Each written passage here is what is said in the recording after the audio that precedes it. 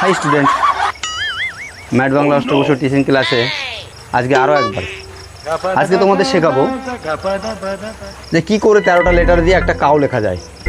তো নর্মালি আমরা যখন কাউ লিখি COW কাউ, কিন্তু এটা 13টা লেটার দিয়ে তৈরি হবে। কিভাবে? COW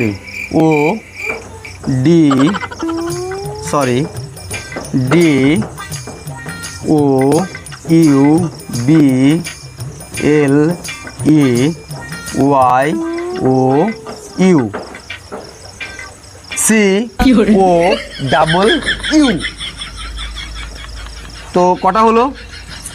1টা 2টো 3টে 4টে 5টা 6টা 7টা 8টা 9টা 10টা 11টা 12টা 13টা, তো সব মিলিয়ে হলো কাউ।